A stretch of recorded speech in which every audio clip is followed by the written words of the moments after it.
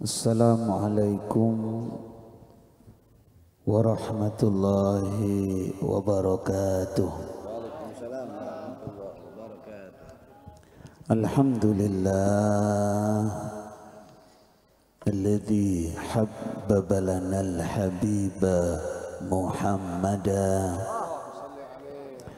wassalatu wassalamu ala khairi man qad wujida Habibuna Muhammad, qiblatuna Muhammad, malja'una Muhammad. Allahumma salli ala sayyidina Muhammad, ghinai faqri wa hayati ruhi wa sururi qalbi wa najati fid dunya wal akhirah wa ala alihi wa sahbihi wa sallim, amma ba'd. Yang saya muliakan para anak cucu Hadratur Rasul, pewaris ilmu dari Hadratur Rasul, terkhusus kepada guru kita tercinta, saudara dengan saya di kala suka dan duka, guru kita semua, Dailallah Al-Habib Hasan bin Ja'far As-Segaf. Kita doakan beliau dipanjangkan umurnya oleh Allah, melebihi panjangnya umur sahabat Muammar Syariah, fi khair wa lutuf wa afiyah wa surur wa khubur bijahi maulana Muhammad Rasulullah. Tidak saya lupakan kepada saudara-saudara beliau, Dailallah Al-Habib Abdullah bin Ja'far As-Segaf, Dailallah Al-Habib Qasim bin Ja'far As-Segaf, semuanya yang hadir di majelis yang penuh barokah ini. Atalallahu umrakum wa wasa'a rizqakum wa amatana wa iyyakum ala husnil khatimah. Saya sangat bersyukur kepada Allah karena Majelis Taklim Nurul Mustafa mulai berkeliling lagi. Sudah lama kita menanti-nanti saat-saat itu, saat-saat di kampung kita, di tempat kita dibacakan salawat ala Nabi. Itu saudara tahu, di zaman awal-awal dikarangnya salawat nariyah, itu pengarang salawat nariyah Al-Imam Ibrahim At-Tazi. Saat itu awal-awal dikarangnya ada virus yang lebih dahsyat daripada corona. Dikhatamkan saat itu, orang-orang mengkhatamkan salawat nariyah 4.444 kali. Nabi Muhammad hadir, virus tersebut diangkat oleh Hadratullah Jalla Jalaluhu Wahda. Maka tempat dimanapun ketika diadakan Majelis Taklim Nurul Mustafa Lil Habib Hasan bin Ja'far As-Segaf, baik di Jakarta Barat, Jakarta Timur, Jakarta Pusat, akan aman daripada musibah dan bala, saudara-saudara. Ini penting, saudara-saudara, karena yang dibawa oleh Majelis Taklim Nurul Mustafa adalah ajaran Ahlus Sunnah wal Jamaah. Sekarang ini mulai dipisah ajaran Nahdlatul Ulama, mulai ada oknum-oknum yang akan memisahkan antara Nahdlatul Ulama dengan para habaib. Wahai Anda siapapun, perlu Anda pahami bahwa Mbah Hasyim Asy'ari mengambil ilmu dari guru-guru beliau, Di antaranya Maulana Al-Imam Al-Qutb Mufti Al-Habib Muhammad bin Husain Al-Habsyi, ayah daripada Al-Habib Ali bin Muhammad Al-Habsyi. Beliau berguru kepada Maulana Al-Imam Al-Muhaddits Sayyid Abbas Al-Maliki. Beliau berguru dengan sanad yang paling luar biasa yang ada di Indonesia adalah Sayyidi Ahmad Zaini Dahlan min dzurriyyati Rasulillah sallallahu alaihi wasallam. Tolong Anda pelajari dari mana beliau mengambil ilmu. Bagaimana mungkin akan dipisahkan Nahdlatul Ulama dengan para habaib yang kata Syekhana Al-Imam Al-Muhaddits Al-Qutb Al-Habib Abdullah bin Abdul Qadir Al-Fiqi.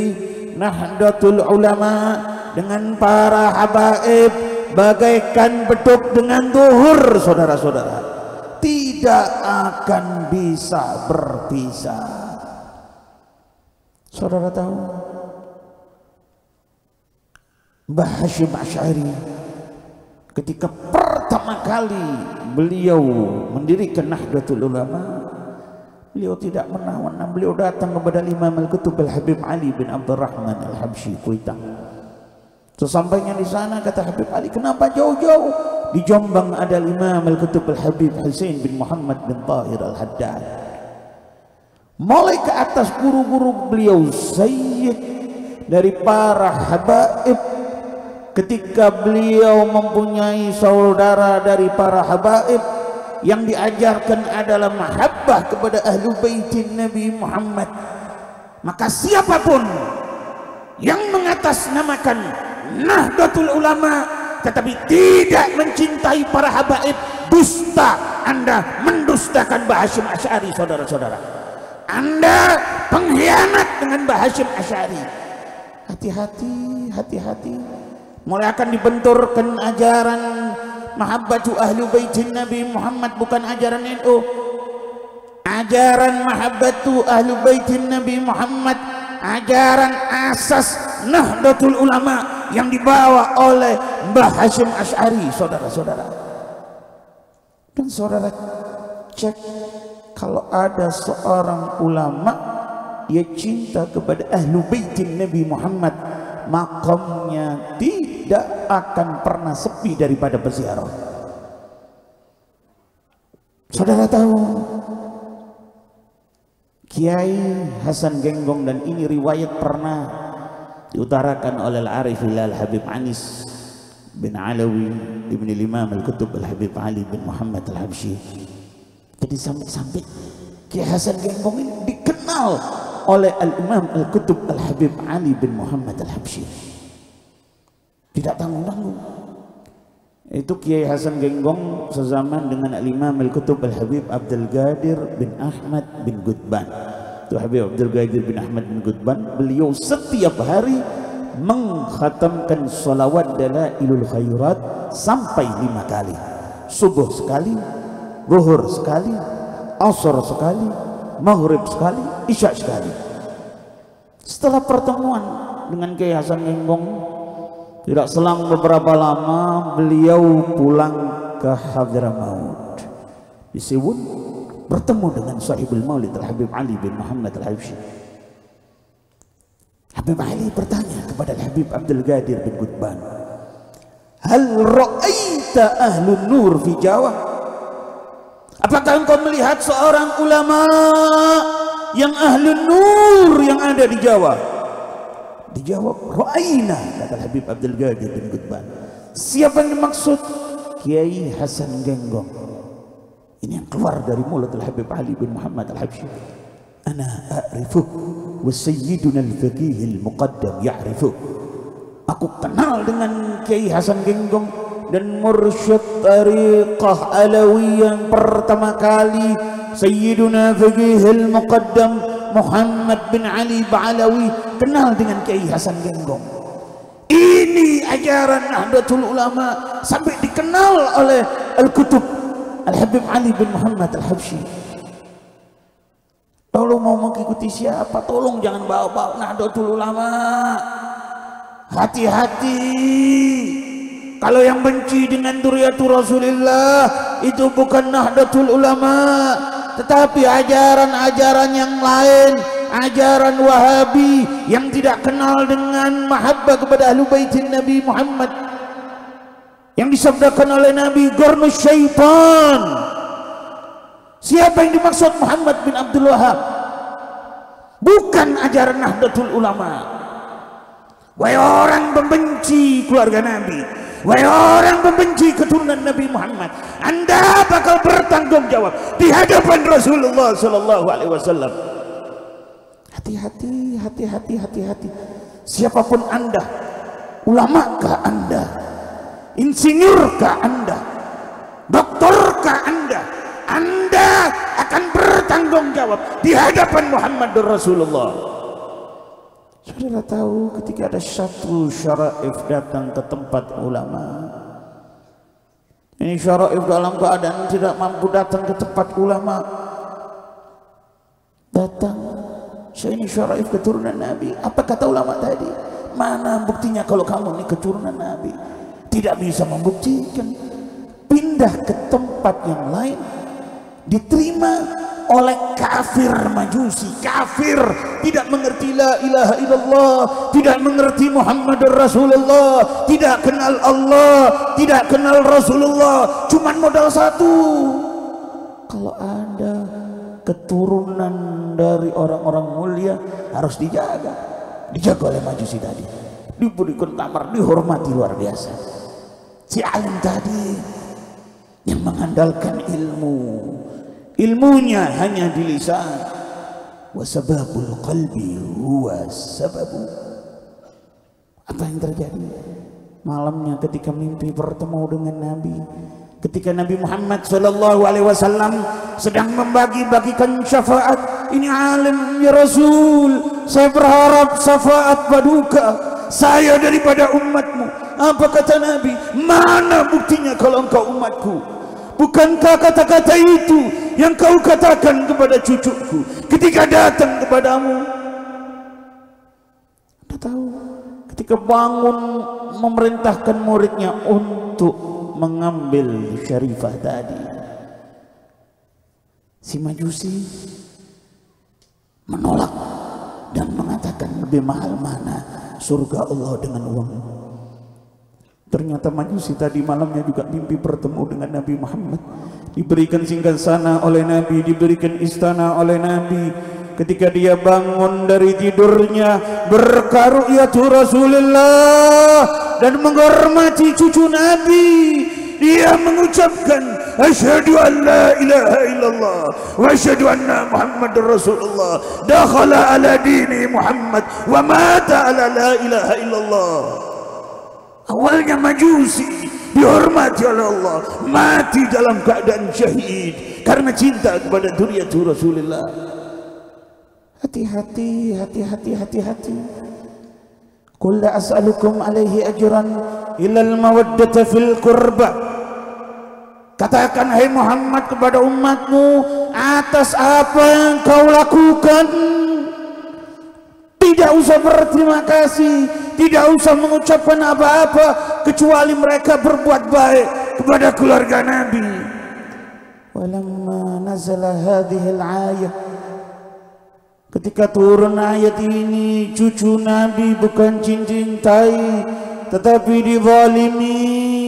Kalau ada cucunya Nabi Muhammad dizalimi, jangan heran, ini warisan leluhur. Dulu Sayyidul Wujud Maulana Muhammad, ketika beliau masih berada di alam dunia, beliau menggenggam satu tanah, memberikan kepada Ummus Salamah. Beliau mengatakan, kulibat hadhihi dama fa'lam anna ibnaki qad qutil. Apabila tanah ini berubah menjadi darah, ketahui bahwa cucuku Al-Husain telah dibantai. Anda bisa bayangkan hati suci Nabi Muhammad, cucu yang beliau cintai dibantai. Al-Hasan yang mulai pusar sampai wajahnya mirip dengan Nabi Muhammad diracun. Sayyidina Zaid bin Ali disalib. sampai dikerukupi oleh al-ankabut, laba-laba, untuk menutupi aurat beliau. Bisa bayangkan hati suci Nabi Muhammad. Asyaddul bala al-anbiya, thumma al-awliya, thumma al-amthal fal-amthal. Paling tinggi-tingginya musibah adalah bagi para nabi. Siapa nabi yang paling tertinggi ujiannya? Maulana Muhammad. Tahu fi hayatihi, ketika beliau hidup kalau cucunya akan dibantai, dan tahu bahwa di akhir zaman akan ada ulama-ulama dajjal yang mengajarkan kebencian kepada ahlu baitin Nabi Muhammad. Saya bertanya kepada anda, mana kitab Syaraful Mu'abbad dibaca sekarang di pondok-pondok? Tidak. Mana dibaca? Tunjukkan kepada saya. Di pesantren mana? Kenapa ditutup masalah ini? Hati-hati kitmanul ilm. Hati-hati anda yang menaruh kebencian kepada ahlu baitin Nabi Muhammad, terutama kebencian kepada Majelis Ta'lim Nurul Mustafa yang dipimpin oleh guru kita Al-Habib Hasan bin Ja'far As-Segaf. Hati-hati anda bertanggung jawab di hadapan Hadratur Rasul yang disabdakan oleh Nabi. Ini hadis, bukan ucapan ulama, bukan ucapan siapa-siapa, tetapi kalamu Muhammad, kalamu Muhammad ibn Abdullah, wa huwa yaqul ayyuma rajulin shalla wa sam wa safana baina ar-rukni wal maqam thumma laqiya Allah wa huwa mubghitu li ahli baiti illa dakhala an-nar. Ingat kata Nabi, illa dakhala an-nar. Siapa orang salat, puasa, haji, tetapi di hatinya ada benci dengan dzurriyyatul Rasulillah, ada permusuhan dengan dzurriyyatul Rasulillah, illa dakhalan nar, kecuali akan masuk ke dalam api neraka. Manil qail fi hadzal kalam? Maulana Muhammad, Maulana Muhammad, Maulana Muhammad, Maulana Muhammad. Siapa dakwah di dunia ini yang bisa melebihi daripada dzurriyyatul Rasulillah? Wali songo aulia ittis'ah, kata Imam Al-Habr Al-Habib Abdul Qadir bin Ahmad bin Fiqih, daripada dzurriyyatul Rasulillah. Beliau datang dari Hadramaut yang disebutkan oleh Nabi, yang disabdakan oleh Hadratul Rasul, Hadramaut tumbitul awliya kama tumbitul ardal biqal. Kata Hadramaut menumbuhkan wali yang begitu banyak sebagaimana bumi yang subur yang menumbuhkan sayur mayur. Kakek-kakek kita dulu kenal la ilaha illallah Muhammadur Rasulullah. Jasa siapa? Jasa ahlu baitin Nabi Muhammad. Disabdakan oleh Nabi, ahlu baiti kasafinati Nuhin, faman raqibaha najat wa man takhallafa anha gharik. Diibaratkan oleh beliau bahwa perahu ahlu baitin Nabi seperti diibaratkan perahu Sayyidina Nuh. Siapa yang naik selamat, siapa yang tidak naik akan tenggelam. Maulana rahmatullah Sunan Ampel dengan karomah beliau yang luar biasa. Saudara tahu Maulana rahmatullah Sunan Ampel ini dzurriyyatun Nabi. Ketika kumpul orang-orang kufar tidak mengerti la ilaha illallah, tidak mengerti Muhammadur Rasulullah, saat itu disuruh kumpul di waktu siang oleh Maulana rahmatullah Sunan Ampel. Cuma disuruh mengucapkan amin, amin. Ketika itu nazzala ma'idatun minas sama. Saya dengar dari guru saya Al-Allamah Al-Habib Abdurrahman bin Imam Al-Muhaddits Al-Kutub Al-Habib Abdullah bin Abdul Ghajid bin Fiqih. Saat itu ada nasi yang masih panas dengan ikan bandeng turun dari langit, akan diambil nanti dulu kalau mulai rahmatullah SAW. Kalau engkau ingin mengambil makanan tadi, ucapkan asyhadu an la ilaha illallah wa asyhadu anna Muhammadur Rasulullah. Satu persatu mengucapkan syahadat, dakhala ala dini Muhammad Biberkati Maulana rahmatullah Sunan Ampel. Mudah-mudahan akan keluar jilid 2 Kiai Hamid di zaman ini. Mudah-mudahan akan keluar orang-orang pecinta kepada ahlu baitin Nabi Muhammad, dan majlis taklim Nurul Mustafa langgeng ila yaumil qiyamah, sehingga tempat-tempat kita dipenuhi dengan majlis taklim Nurul Mustafa. Sebagai penutup, saya tidak akan lama, ingin membacakan faedah sedikit karena mendekati bulan haji.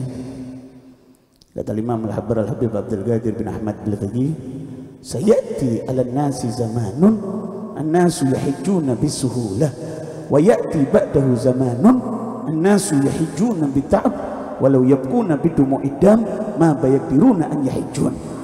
Bakal datang sebuah zaman, kata Habib Abdul Qadir bin Ahmad Al-Faqih, orang apabila ingin haji sangat gampang sekali. Wa ya'ti ba'dahu zamanun an-nasu yahijjuna bita'ab walau yabquna bidumu'id dam ma bayaqdiruna an yahijjun. Bakal datang sebuah zaman orang apabila ingin haji sangat sulit sekali, meskipun dia menangis dengan tangisan darah tetap tidak bisa haji. Sekarang tandanya sudah ada.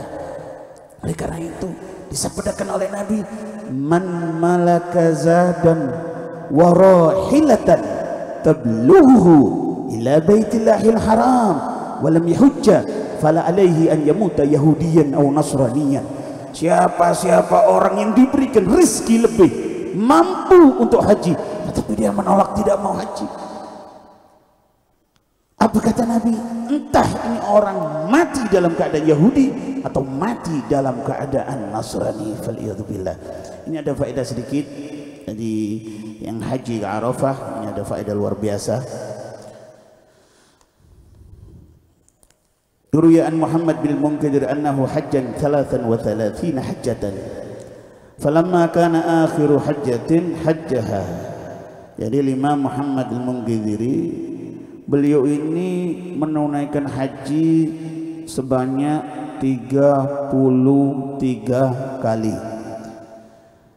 Ketika haji yang ke-33, ketika di Arafah, beliau berdoa, Allahumma innaka ta'lamu annani qad waqaftu fi mawqifi hadha 33 waqfatan, wahidatun an fardi wa thaniyatun an abi wa thalithatu an ummi.